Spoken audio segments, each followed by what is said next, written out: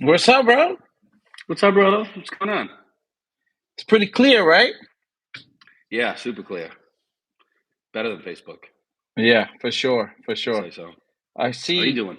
For me, you're lagging a little bit. I'm lagging a little bit.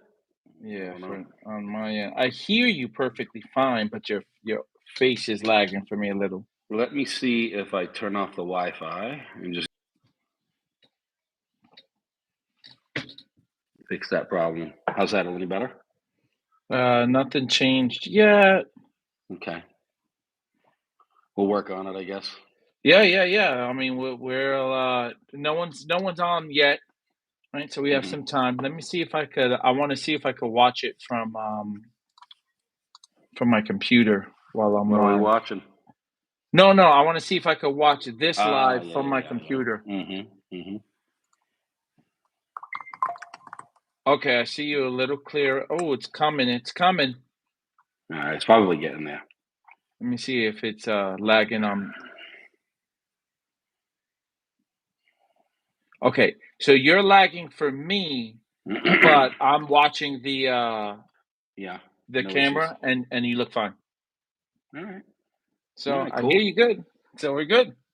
So Hmm. how you doing, man? I'm recovering still. I'm still recovering, but Man, it's great. I'm actually headed back to the plaza tomorrow to take the rest of the materials off the roof and then store them for next year.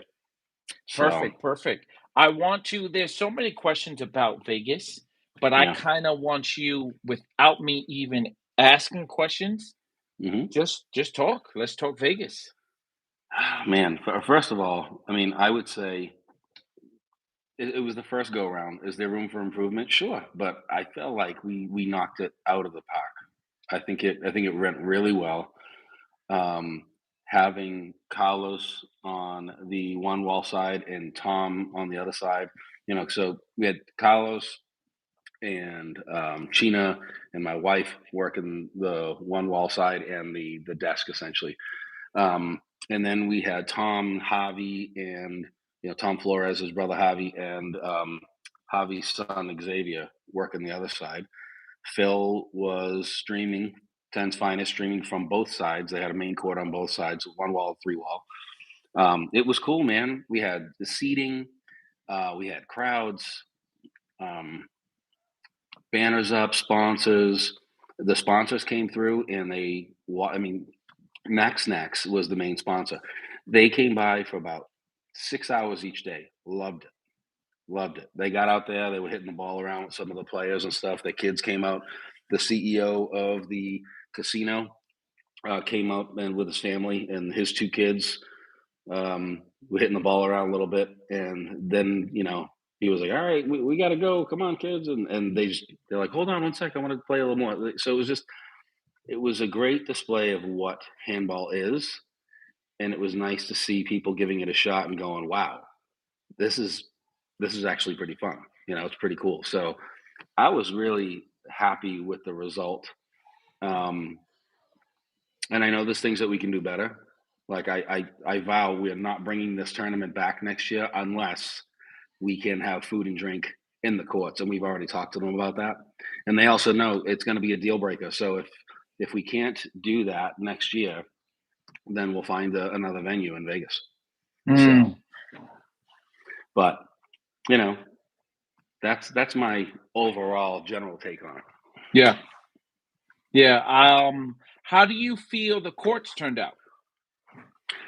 So the courts, I thought they were pretty good.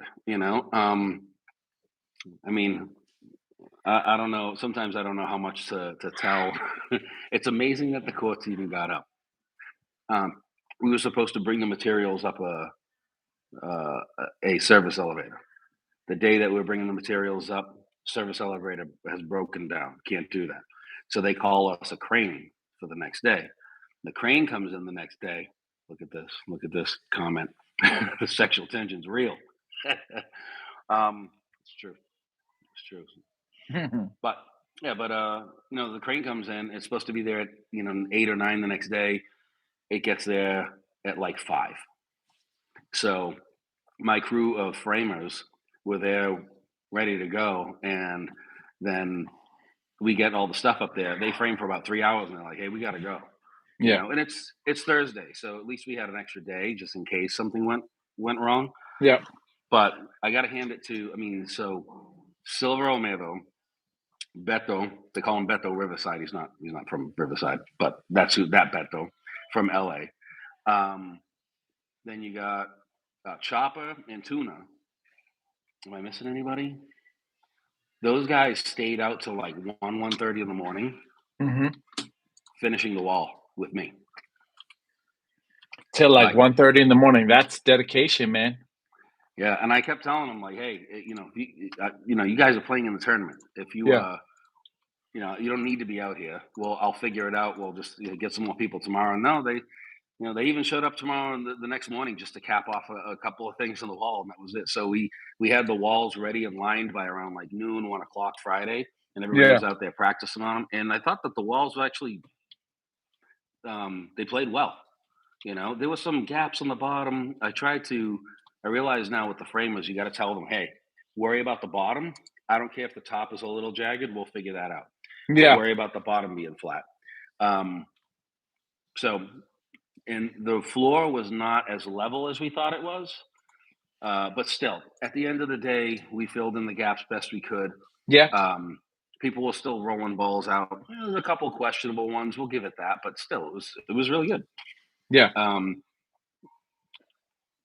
I think next year what we'll do is see this year what we did is we had 16 inches between each stud in the wall. Next year, I think we're going to even shrink it down to 12 inches. So we'll buy a little bit more wood and we'll do it every 12 inches. So it's even more solid. But Yeah. between that wall and the yellow balls that we got in from Europe, those head handballs, I felt like the ball was moving like pretty damn quick for a wooden wall. Perfect. Perfect. What did you think about the games that happened, the overall games? Well, I guess you could say the problem with Vegas tournaments for a long time is there's been, some of the big names come out, but people didn't treat it seriously anymore. There wasn't a lot of money in the prizes. I mean, there was probably $2,000 or $3,000 in prize money between both the three wall and one wall at the Stratosphere in its last couple of years. You Yeah. know, um, so I would say that um, the games, a lot of people came out. There were a lot of new faces too. So a lot of faces that we all knew, like Pito and Timbo came out, and Taiwan, Nas. But then to see Luke out there and Dan Petrie, and then on the three wall side, Chopper and Torito did their thing, and that they were because Torito was on fire. I told him I Yeah. was going to cut out the left corner of the main court and just let him take it home because that was his corner. He buried that ball in that corner. I don't know how many times, even just in the finals. So that finals game on the three wall, even if you're not in the three wall, like go on Ten's Finest and check it out. It's exciting. It's exciting. I mean, what I really like is when Torito shoots the ball, um, and he gives the face afterwards. Yeah, Like, yeah, he yeah, I he, did that. Yeah, I he just knew. did that. Yeah. Yeah, yeah, he knew, bro. He knew. Um, okay, so we talked wall, we talked Vegas, we talked Plaza, we talked games, we talked payout. Let's talk future. Yeah. So future in regard to where do you want to start? Let's talk Hmm? about Yes, but I'm on. Oh yeah. Bye. let's talk future. In regard to Oh, where I do you thought want to you were start? sorry. Let's talk future in regards to Vegas. I know we touched on it a little bit. Um, if everything if everything continues the way that it has, Hmm. Vegas is coming back, right? At the Yeah. Plaza. Yeah, and what we've also talked about is so the way that the courts are up there is we had um, the 16 pickleball courts, and there are four quadrants, right? So there's four courts, four courts, four courts, four courts. The one that we were on was the championship court, which has no fixed nets on the ground. None of them are bolted into the ground. So we were just able to roll those nets out of there and play, and then build the courts there. And then we had the 2 one-wall courts and the 2 three-wall courts.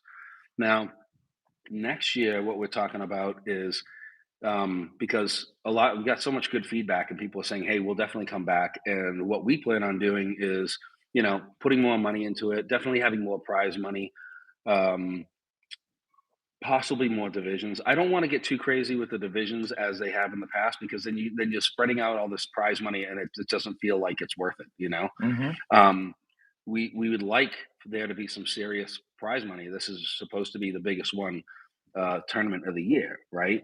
So with that being said, what we might do, an idea that we have, is possibly doing, um, 4 three-wall courts on that main court where we had the wall built to begin with.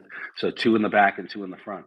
But then on each of the other courts, we would build one wall court on each one, and take up the entire, pickleball place. So that way, because this fixed nets there, we can only fit one wall court on each. But then what we could do is we could put seating on each side. You know, I mean, it would be pretty cool. Yeah, yeah. Mhm. I definitely, I wasn't there. I do like that there weren't too many divisions. Mhm. That can definitely cause an issue not only as a host, Mhm. um, but as a player that wants to play in more than one division, and then you end up kind of getting stuck there for hours in between games because like it causes more. There's more room for issues Yeah. with too many divisions, and then you start kind of like you can't pay out all the divisions top notch. So then you got to cut corners here and there, but where do you cut corners?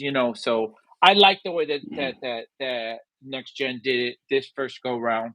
Obviously, there's room to grow, right? Mhm. Forever evolving, and getting better. So let's talk Road to Vegas. Is that a tournament that you think is going to continue and come back? Yes. In fact, what was, really great to see was, um, some of our sponsors really loved this idea of Road to Vegas and being able to be a part of that, because we are essentially competing to see who the best team. And I think Road to Vegas, what we may end up doing is making that a doubles and singles. Um, we'll see, because what we're trying to do is pick, you know, or the sponsors like the idea of being able to sponsor and pick the best team from each area. So best team out of New York, best team out of Florida, best team out of California, Okay. right? And I think, doing that is going to really help the company grow too. Um, it's just one of those things where I know that the players, there's no second place in that. It's all or nothing in those. So Hmm. you show up for the glory, and you got to go for it.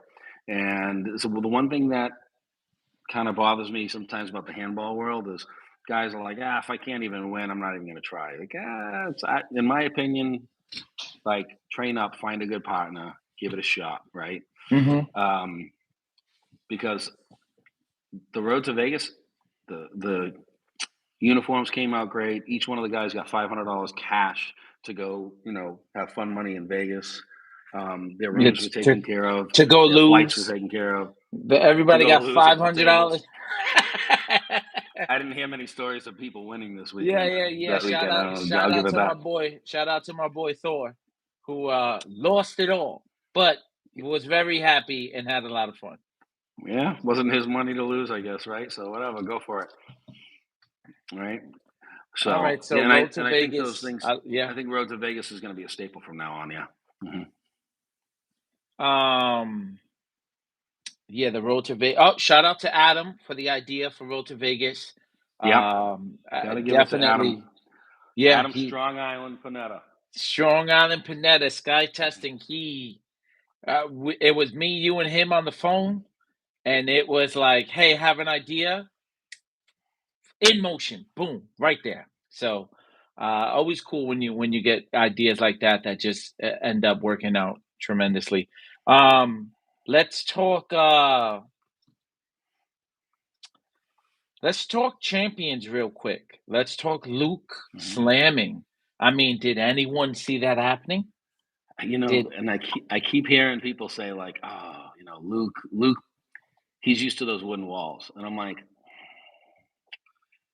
I don't know. I don't know if I mean, okay, I'll give it a slight advantage toward wooden walls, but 21 to 2, 21 to 7, some of these games, like, you know what I mean? I don't know if the wall had that much to do with yeah, it. Luke was just on fire. dominating, dominating. Listen, this is what I will say. I think that Luke does benefit not only from knowing how to play on the wooden wall, but also his game benefits from Hang tight like, one sec. Sorry, somebody's at the door. okay, go ahead, go ahead. I'm listening. One more video. Okay, Carlos, join the live, Carlos. Luke is considered top 10 now. Oh, good question. Ooh, that is a good question. Is Luke considered top 10? I mean, I guess the first question would be top 10 in what? And for me, the answer would be no. And the only reason why is because all of the competitors were not in Vegas, right? In order for you to take a top spot like that, it would need to be everybody's there playing, and you proved it against everyone. Now, Luke did earn the right to be called a top player. I'll give him that, right? Because Pete, here's a little inside information. When Luke got carded, he never won any events in New York or in the Hmm. States. So him and Sasha got carded in the middle of the year, which is something that's only happened. Um, oh, it won't let you? I don't know why. Um, Hmm. Something that's only happened that one time that I could think of. Um, Ooh. and Can we hear the top 10 from both of you? yeah, hold on. Mm, Um, get to so that. so it happened. It happened one time in the middle of the year, Luke and Sasha, and there was a lot of controversy. Everyone saying, "Oh, they don't deserve it. This is a handout. Dwight is just being nice to the guys from overseas." Even though Sasha at that time was beating top A players. Um, and then Luke's coming out party was the US Open a few years ago. And he left everybody under 10 that he played up until, I believe, the semifinals. And then Davo zipped him. Oh, I didn't know he zipped them. I think he zipped him. Now you're making me second guess myself. I'm pretty sure that he zipped him. But Davo, talking to Luke over the summer, this summer in New York, he did say that nobody overseas has a whip. So when he plays someone like Davo that whips the Yeah. ball, it changes that velocity of the ball, and he can't practice that. He can't practice against a whip because nobody whips the ball. So Yeah. coming over here, it's like, I gotta take that. But yeah, I think that Luke has definitely earned that A card, and no one should second guess him now. Yeah. You wouldn't put Luke top 10 singles? Me personally, I wouldn't. Who do I think is top 10 in singles? I'll go my top 10 in singles. I think number one is Davo, right? Yeah. Number Davo's two is definitely number one. Kadeem. Number three, purely based off of, I know he hasn't won anything, but just a natural advantage. I'm gonna put Timbo. Number four, I'm Okay. gonna put Taiwan. Number five, I'm gonna put Julio. That's five, Mm. right? Um, and I don't want to miss.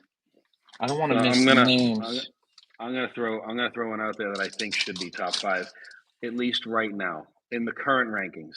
because I know you can take, there's no official rankings, and I know you could throw a whole bunch of different statistics on, over the last year, whatever. But if you think about it, right, and I always think about, where you are in the fight rankings, um, I got to put Dan Petrie up there, maybe even over Timbo.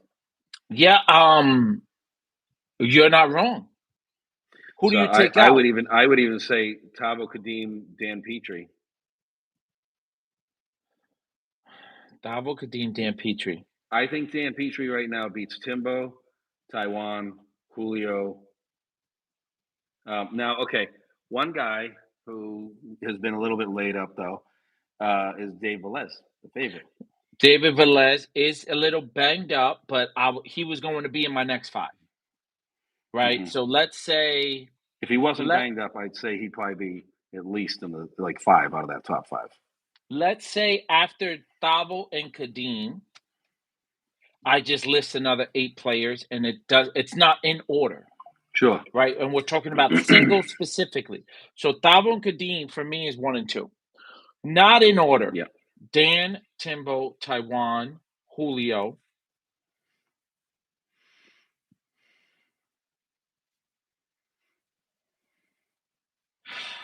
Miggs. Hmm.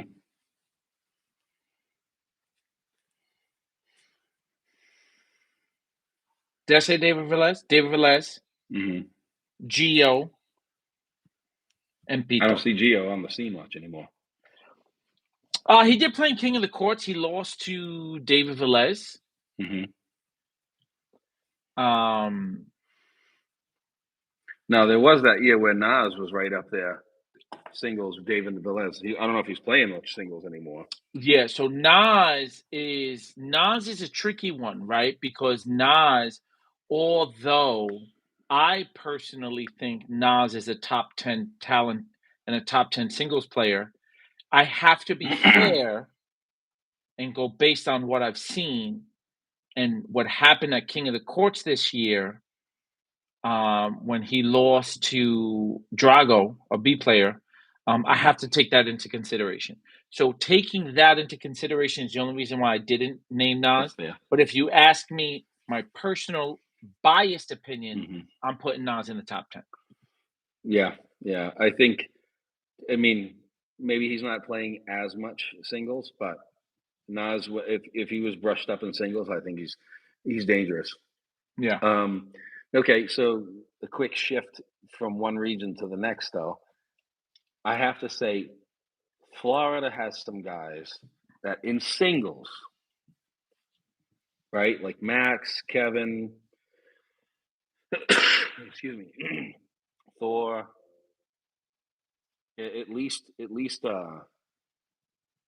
At least Max and Kevin. I'd like to see Max play more singles. I'd like to see him pop up in New York and play some of these singles tournaments.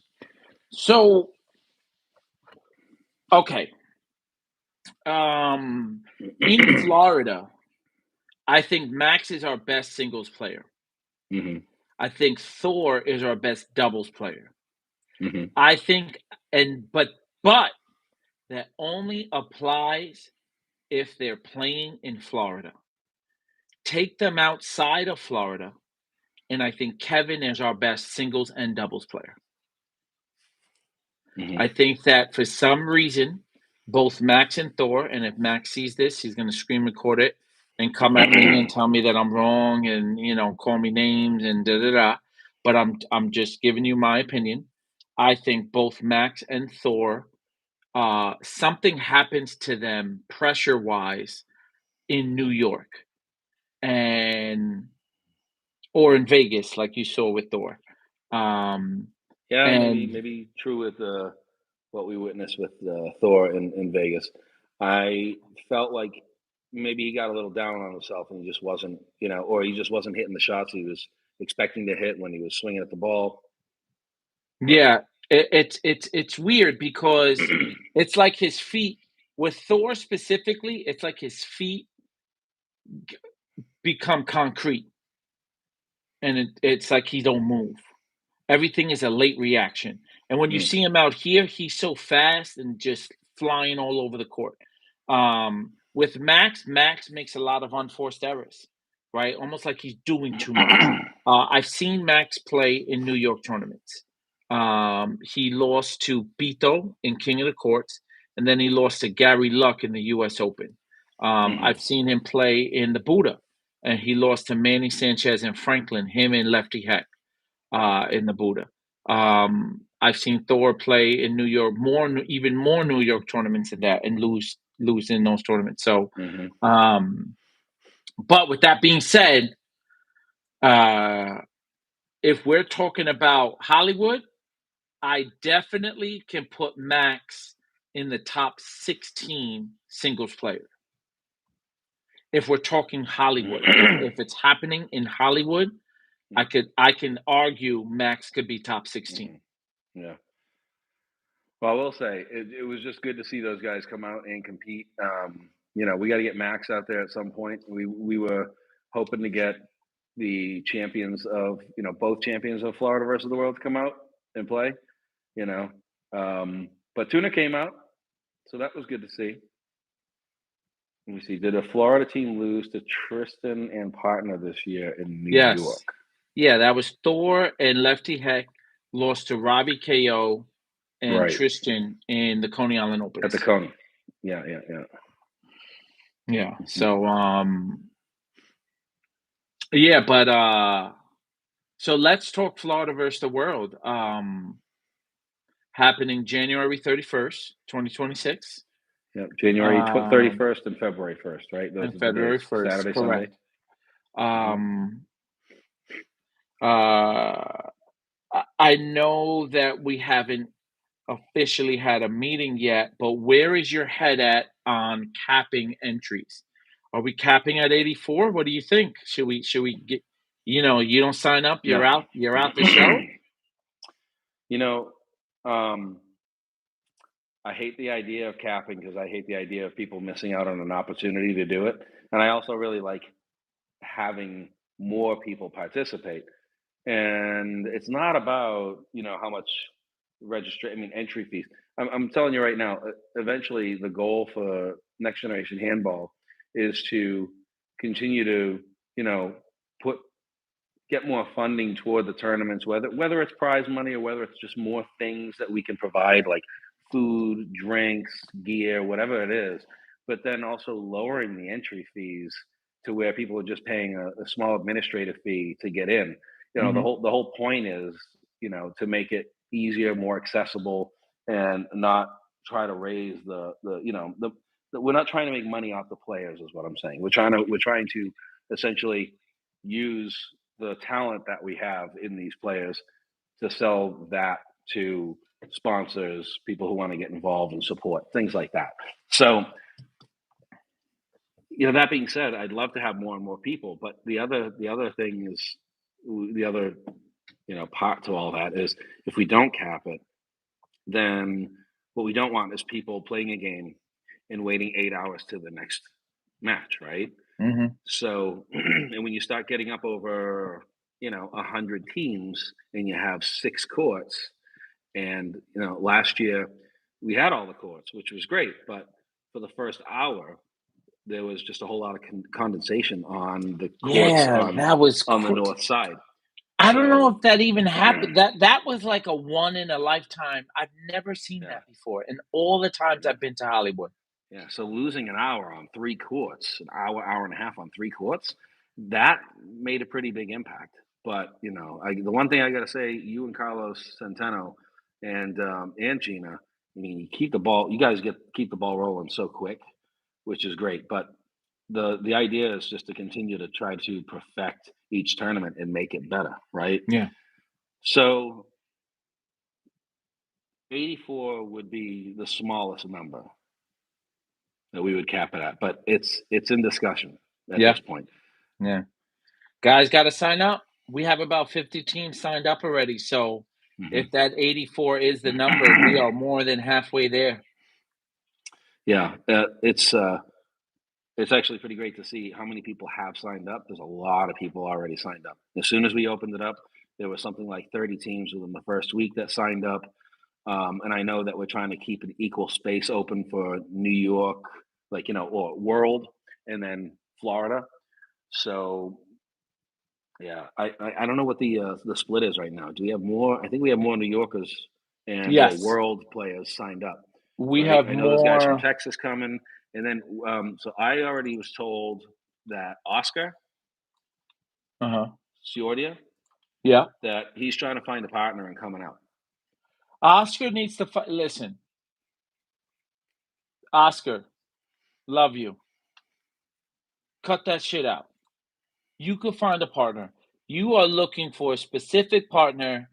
Find. You just got to try. I told Oscar him he should. I Oscar told just him he has to should. try. I told him he should team back up with. Oh no, well he's gone though. That's right. Colleen's son, Josh. I mean, Oscar and Luke. He's like Alaska now. Oscar and Like Luke. Oscar and Luke. I like that idea. Listen, Oscar. If you But ask me but what I really want, it's yeah. Oscar and Samson. But here's the thing, though.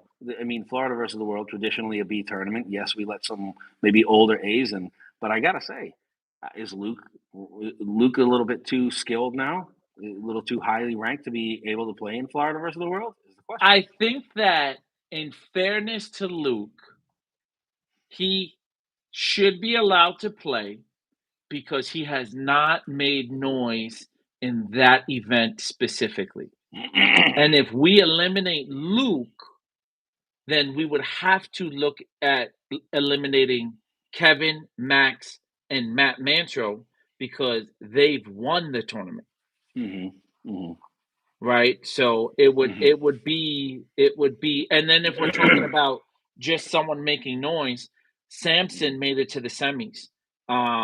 Lefty Heck has made it to the semis. Like we would essentially be eliminating quite a few players that are A players now if we go down that route. Now, if Luke makes it to the semis and or finals and wins, then yeah, Luke, thank you for coming out. Have a good day. You can come next year and watch. Maybe All pick up right. a clipboard and ref. I've already put Max on notice. Max is officially on notice. If he repeats with Tuna, Yep. have a good day, Max. We'll see you on Sunday if there's an AB. Yeah. Yeah. Well, I mean, so that being said, what we don't want to do with the players down in Florida too is, okay, let's say Max comes back and they defend the title. You know, he and Tuna defend their title and they sweep the tournament. And then now you can't play in Florida versus the world any longer. I would like to add some pro aspect to Florida versus the world in the future. The thing we just have to figure out is schedule. And, you know, I spoke to both you and Carlos Centeno about adding something pro wise, because we have the 16 or the 14, 16 player team battle for the ladies that are happening on the other side. That'll happen Saturday. But then, you know, if we tried to squeeze in a pro tournament, I'd like to do a pro team battle on Sunday. But the thing is, you know, we have another issue where there's condensation on the courts for 2 hours and we lose three courts. We might cut it so tight that we don't finish one of the things. And you know, we had that problem with Venice, where we just barely finished most of the stuff, and then a couple of the guys decided to just split it at the end instead of worry about the light, which is fine. But I never want to get to that point again in any of the tournaments. So I think that I agree. I agree with what you want. I don't know if it's what will eventually happen. I'll give you an example on why. There are people that don't come until Friday night. So doing anything Friday for the pros would never be an option. I'm saying that for the obvious reason that we spoke about in the past. Then I know someone like, for example, Colleen. Colleen is all booked for Florida versus the world. He's leaving Sunday. A lot of people leave Sunday.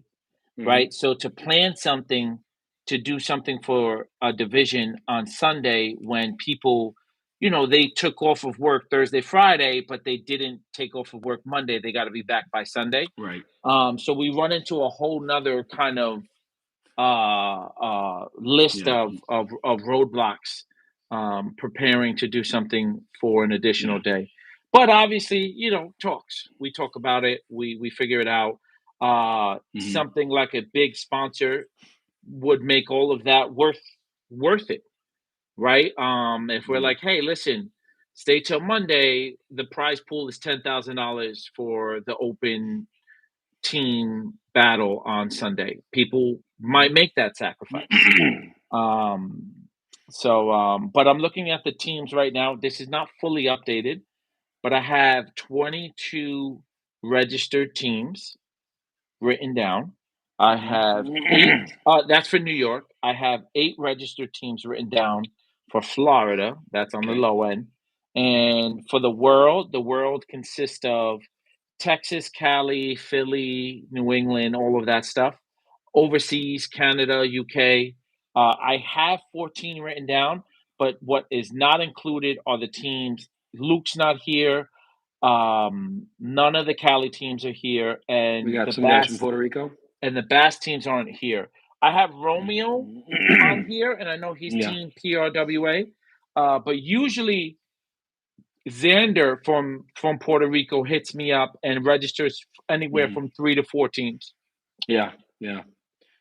Yeah. I really like to see some of these California guys that are top three wall pros make it out to play one wall.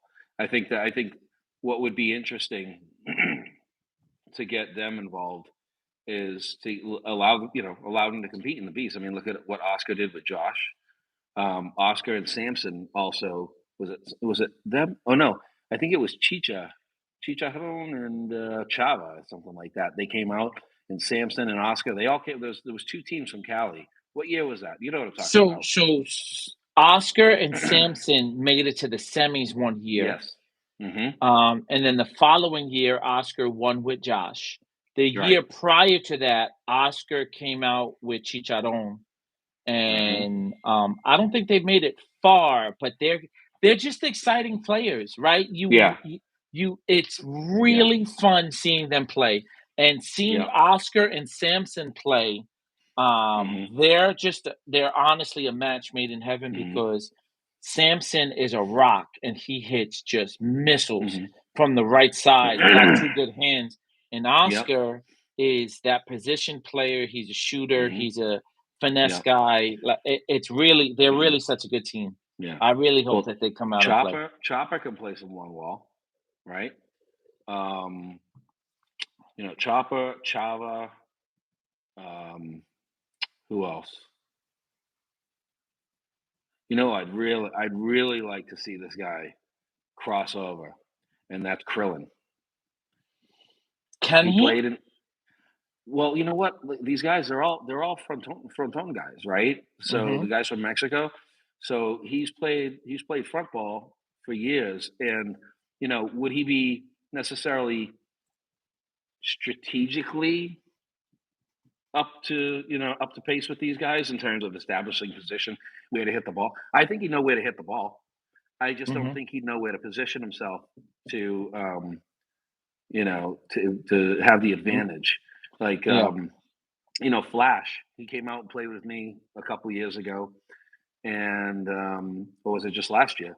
last year. And Flash was great, but just trying to explain when to get out front and when you can't get out front, right on the like in the play, it's tough to do. But if he knew, I mean, like guys like Flash, Krillin, I mean, they hit that ball so hard, you know, that and they have a general understanding of where to try to put the ball to put the other guys in a bad position. I'd love to see it. I Yeah, think a little bit of training and the you know positioning and things like that go a long, long way. yeah, yeah. No, it would be exciting. Krillin, uh, he put on a show in Vegas too, huh? Well, He Krillin put was on a he was show fun in to watch. Vegas. And Krillin also, he did really well in Venice Beach too. I mean, his games were super exciting in Venice Beach. Venice Beach, so far right now, is the biggest tournament in terms of numbers because we Mhm. had, um, I love my Californians, right? But that would have been even bigger. Thank God it wasn't. But about 3 weeks prior to the deadline to register, we had 30 teams, and then we're like, all right, we're closing the registration, and then we ended up having 86 players in the one wall Bs, 50 in the open singles, the one wall, oh, sorry, B singles, 50 in the A singles. Um, we had like 64 teams in the C doubles. Like it just all of a sudden exploded. We had over 205 people, and most people were playing in at least two divisions. So it was, I mean, that was crazy. How like I've never seen a tournament that big in California. So to Mhm. think that was the first go round, California is going to be a lot of fun. We've also spoken to the city about working. They're trying to use something on the floor to smooth it out because the walls are fine. But if we can smooth out the floor on the one wall side, we got three beautiful one wall courts. Mhm. And so, I mean that might quickly, if we can get the one wall side up, that might quickly become everybody's favorite tournament out in California Yeah. because Venice Beach is cool. Venice Beach is a vibe. Yeah. So, but yeah, Krillin, he had some really exciting games out there in Venice Beach. And there's a couple of really young kids out there. This kid Rafa, um, Kevin Batiste. They're 16, 17, 18 years old. And another kid named Omar who lost to Torito in the open singles at Vegas. Like these kids are hitting the scene and starting to take out some of the pros. You know, Yeah. we brought Carlos Centeno's bounties to the West Coast for the first time, and they were like, "What the hell is this?" I'm like, "If a B player or anything under beats an opens player, you're gonna get a bonus." And it was Kevin Batiste was the only one to be able to do it out there, you know. And so, you know, it's cool. And the kid's only like he's only 18, I Yeah. think. Yeah, it's So, exciting. I mean, next generation got a lot of exciting things coming down hmm, the road. yeah, Hopefully everything that you yeah, have planned in your mind hmm. manifest into reality and handball gets to where we all know it could be and where it should be. Yeah. Well, what's nice is as we do it, and then as we start to get some attention, it leads us to okay, the next thing that we're playing around with this idea of is licensing next generation handball tournaments to let some of these other guys, let's say like in Texas or another person in New York City who wants to hold a next generation handball tournament. Because what we're doing is we're accumulating all of the data, all of the stats, so that we can create a ranking system. So we have a legitimate seeding system, you know. Yeah. And so what do you need over time? We need more reach, right? Um, so we spoke to a couple of people. I've already spoken to a few people who said they'd love to bring next generation handball to their area. So we're figuring that aspect of it out, and that was somewhat always part of the plan. But now it's in our face right now. We have 7 tournaments that we do, right? The big four: Vegas, Venice, Coney, and Florida, and then you got the 3 mini tournaments that are the road to Vegas. But then, you know, with the nonprofit focusing, because we have a nonprofit arm to the company now, with that focusing on creating, building some kids programs. So we spoke to one of the guys in Northern California about possibly doing that in California for us. I'll be doing one here with one of our guys, Rick Zavala, and we're going to get a kids program going at the turn of the year. And then also out in Boston, we'll be working out there. Carlos Andrew, and actually my father actually built one of the biggest youth lacrosse leagues in New England, and then built it up and sold it off. So he's got a lot of experience with it, and I spoke to him, and he's like, "I love this. I'm on board." He wants to help out, so I think we're going to be able to successfully build a couple of really big kids programs to start to spread the sport more, beyond where it already just lives. Yeah, it's exciting, man. Again, I hope that we get there. I hope that we We're get we're there. I getting hope we there. get there soon, and I'm waiting for it. I'm waiting for I know you're waiting for it. Yep, you're it. first on the list. But Pete, thank you for joining.